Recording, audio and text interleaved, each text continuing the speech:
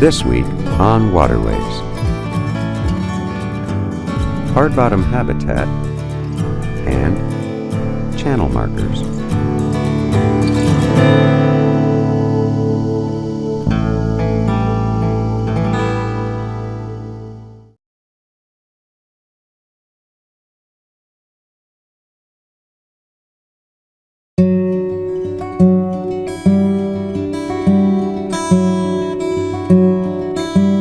The Florida Keys environment is a painter's palette of colors, with eye-catching imagery around every corner, above water and below.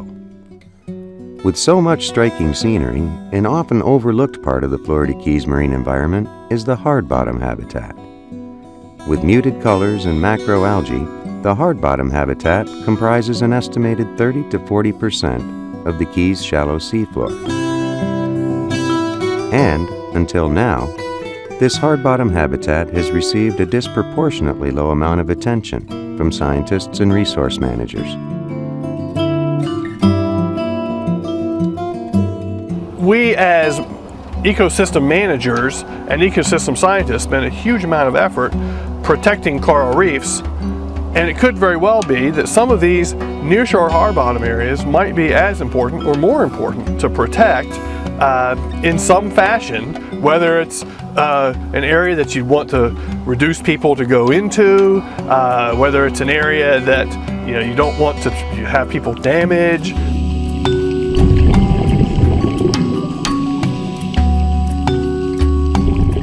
Much is known about coral reefs. Much is known about seagrass communities. Much is known about mangrove habitats. And much is known about the role that these habitats play in the life cycles of a myriad of marine species. But most everyone has overlooked a habitat that comprises a third of the Florida Keys marine ecosystem.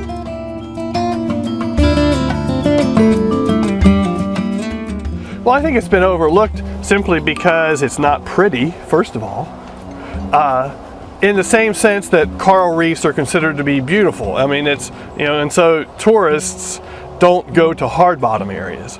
And also, it's been overlooked because there's been this huge focus through history on seagrass beds, and so it's just a newer environment that we're actually beginning to study.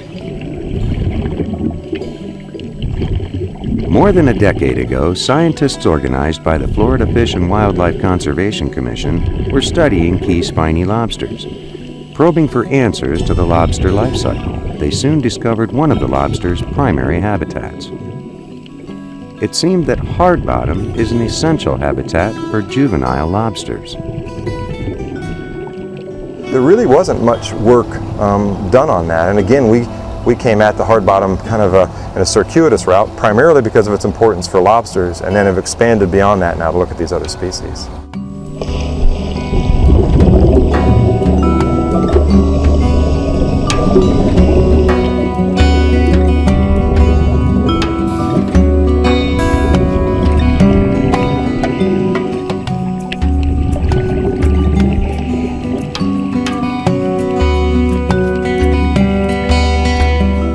The new tangential study of hard bottom sprung from the work on spiny lobsters.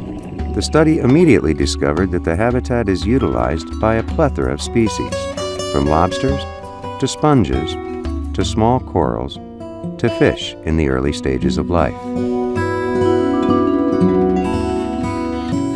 Well, hard bottom, as we mentioned, has provided nursery for habitat not only just for lobsters, but certainly it's an important habitat for other species like stone crabs that are obligate, that is, live there almost exclusively.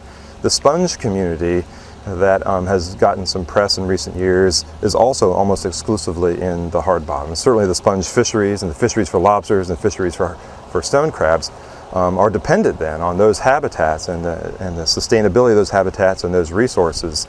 And so some of the work we've been doing certainly has implications for those commercial fisheries.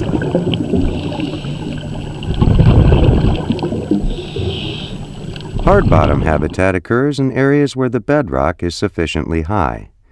Because it is slightly elevated, sediment does not settle, and the only material covering the hard bottom is a thin veneer of sand.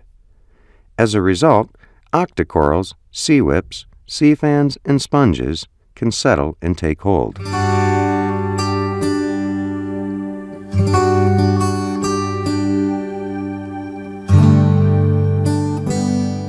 We began by doing a large-scale diver survey. We visited over around 140 dive sites throughout the Florida Keys, and later now have used those data to come down to a smaller group of sites that we can begin long-term monitoring of hard bottom sites. What we do at those sites is monitor the abundance of something like over 70 different species of organisms one finds there, and for a select group of species, those that are commercially important like lobsters and sponges, we also measure their size. We can follow changes in the size and the growth of these animals and sort of the health. We can follow these systems as they change over time. So it's all divers doing transects on the bottom and using quadrats, 1 meter square quadrats as well, to basically count and measure these different organisms we find throughout the Florida Keys and these hard bottom sites.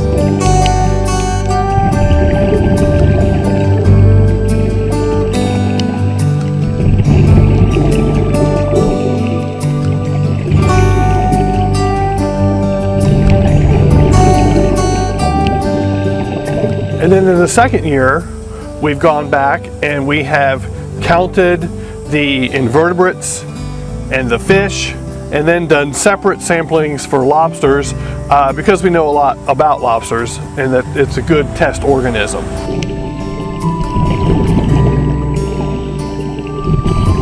After meticulously monitoring this mysterious ecosystem, John, Mark, and their team started zeroing in on some characteristics that seem universal among hard bottom habitats.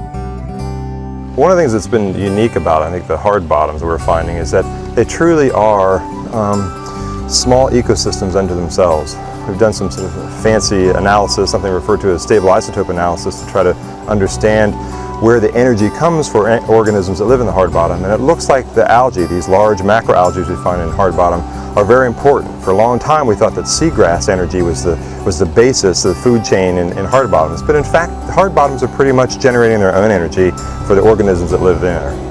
While it was a surprise for the scientists that the hard bottom habitats were so autonomous, they soon realized that they are not totally independent from other habitats. One thing was certain: the hard bottom habitat was a very active ecosystem. If you're continuously damaging this environment, either by running aground or using some gear that's damaging the environment, you might be impacting the future generations of the species that we're very interested in fishing for when they're adults. More resource managers are taking notice of hard bottom habitats thanks to the efforts of John Hunt, Mark Butler, and their team.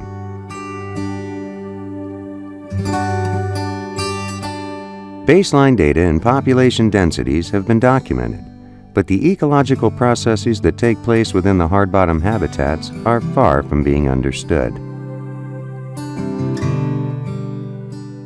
The hard bottom habitat may not be the prettiest of the Keys marine habitats, but these scientists will be the first to tell you appearances can be deceiving.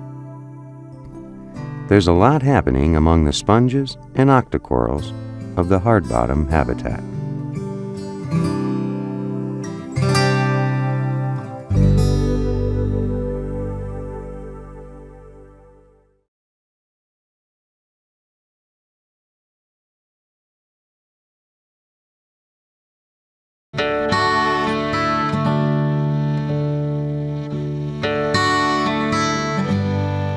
Imagine driving from Miami to Tampa with no traffic aids of any kind. No signs, no stoplights, no route markers, no white and yellow lines. Imagine you've never driven the route before. How would you get there? Boaters in the Florida Keys face this sort of problem every day. Much of the surrounding ocean and bays are featureless stretches of water. Luckily for boaters, there are signs that keep boaters going the right way, out of trouble, if you know how to read them. If we had no channel markers in the Keys, I can't imagine what it would be like. It would get ugly so fast. People would be running aground every day, every night. It would be an environmental nightmare. And more importantly, it would be a huge safety problem. People really wouldn't be able to get in and out except for those locals who know the area like the back of their hand. Without channel markers, people would get into trouble because the waters of the Florida Keys are a maze of shallow banks, twisty channels, and hard coral heads. Well, the waters of the Florida Keys are very different than the recreational boating areas of the rest of the United States, mainly because the waters here are so shallow, but more importantly because what the bottom is made of. A lot of the areas in the Keys are hard bottom, coral areas, and also seagrass beds.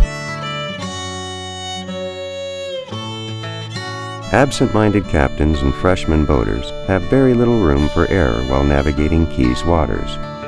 Stray just a bit away from the marked channel, and you could find yourself aground.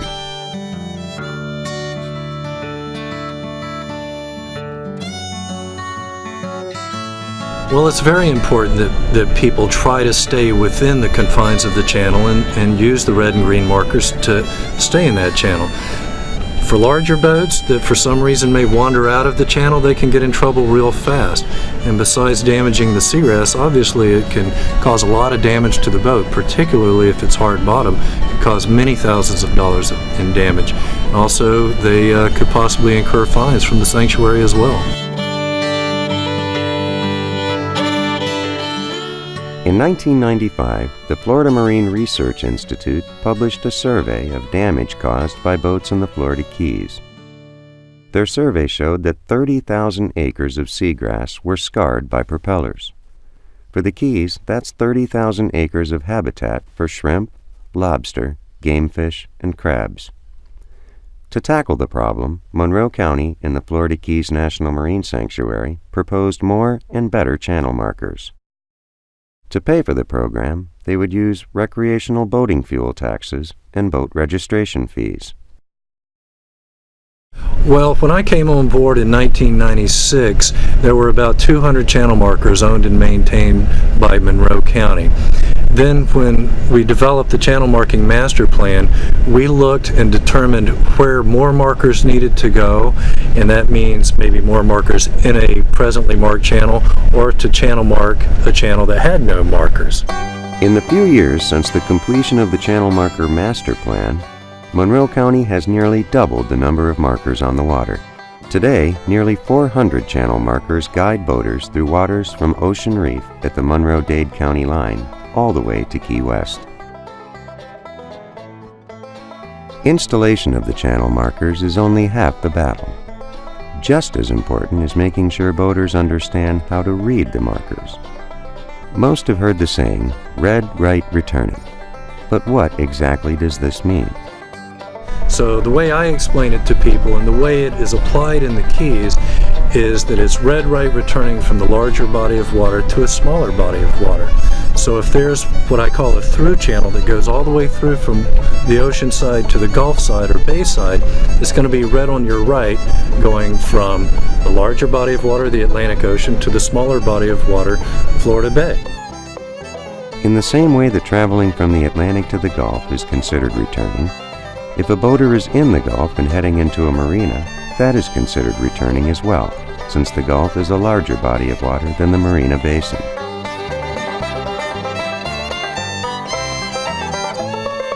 Okay, another thing you'll notice about these signs is that the two signs are not parallel to each other, and there's a reason for that. This is a big turn in the channel, almost a 90-degree turn, and the signs are always facing the direction of the next channel marker. So when you're coming in or out of the channel, you can look behind you and see which direction that sign that you just passed is pointing towards, and that's pointing towards the direction of the next channel marker up ahead of you. So you can tell here we're coming toward the red 18 on our left, and then we're going to take a sharp right to head out to sea. With the markers called for by the Channel Marker Master Plan in place, Rich Jones' work is not over. The maintenance and upkeep of the existing markers is now a permanent job for the Monroe County Division of Marine Resources.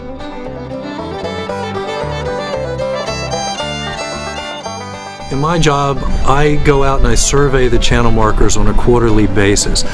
I try to know as soon as possible when a channel marker is not watching properly, as the Coast Guard would say. Maybe a sign has been damaged or fallen off from a storm event or a collision, or the marker's missing altogether. In that case, we work as quickly as possible to change that hazard to navigation situation back to a aid to navigation. The red and green markers and buoys that Rich has described are not the only markers you'll see on the water in the Keys.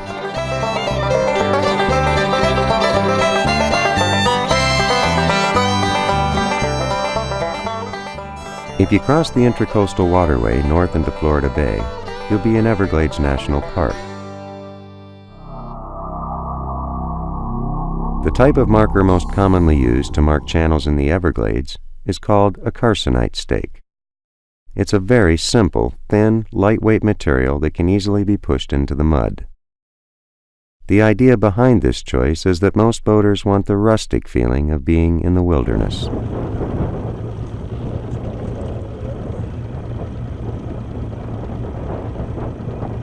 The tool we use most commonly to mark channels in Florida Bay is a fiberglass stake called a carcinite stake. It's real simple, very thin, lightweight, easy to push into the mud.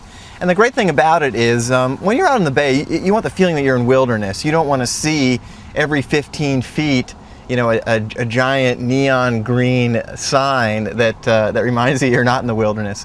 So these carcinite stakes are they're brown. They blend in with the backcountry. You don't see them until you need to see them. Navigating Florida Bay is extremely challenging. The bay contains more than 40 basins separated from one another by shallow banks. Often there is only one channel connecting one basin to the next. Park rangers and local guides have observed that many boaters have trouble finding these channels and staying in them. Some of the problems I see in the backcountry are definitely areas that are being damaged by boat traffic. People running around in the wrong places, whether they're unsure of where they're going, or also maybe these areas need to be marked a little bit better. Park rangers agree with George Clark. Channels in the park need to be better marked. But recently, the park has not had the means to do so. Park staff must patrol more than 1.5 million acres of land and water and be available 24 hours a day for emergencies. Backcountry guides led by Clark's organization, the Key Largo Association of Fishing Guides, stepped up to assist. The guides helped the park secure a $12,000 private-public partnership grant called the Challenge Cost Share. The South Florida National Parks Trust donated an additional $7,500. The guides donated their labor worth more than $10,000. The money and labor will help to mark dozens of channels like this one in Florida Bay. What we basically do is replace some of the existing markers that are damaged or that are weathered by putting new reflectors on some of them for navigation at nighttime or in the evening when maybe you fished late and you're running home. Just trying to improve that, and then putting new markers in. The carcinite markers that have the arrows pointing to the channel. Very, very simple.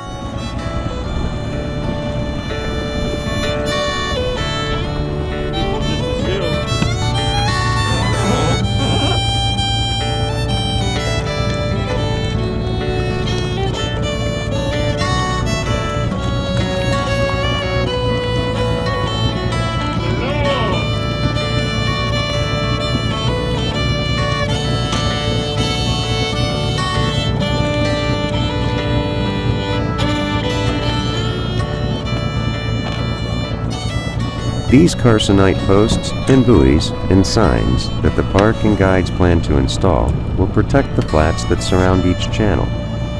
That's good news for the game fish that live on the flats: bonefish, redfish, and sea trout.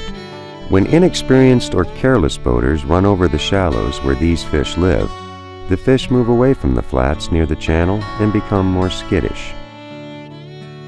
By properly marking these, the edges of these flats, and people realize that they can't run up on there, you're going to see a big improvement with the fishing too, because now people can shut their boat down in a channel and pull up into this area, and hopefully they won't have to pull that far before they start getting into the action.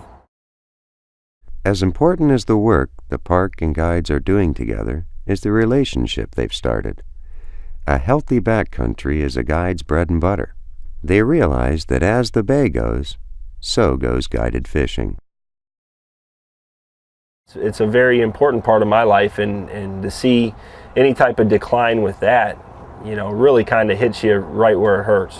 You know, it strikes you right in the heart, because you want these areas to last for a long, long time, for generations to be able to go and enjoy Everglades National Park.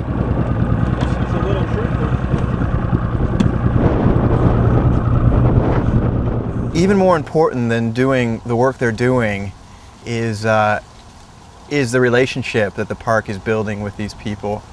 They, you know, these guys, they make a living in the backcountry. They really care about it, but up until this point, maybe they haven't thought about it as Everglades National Park. Because we're working together, you know, we've gotten to know each other. Sometimes there's some tension, you know, between law enforcement folks out on the water or the park, you know, regulating what they do, and the guides. But you know, through projects like this, you know, we've really become friends, and we've seen that we have the same goals, which is protecting the backcountry.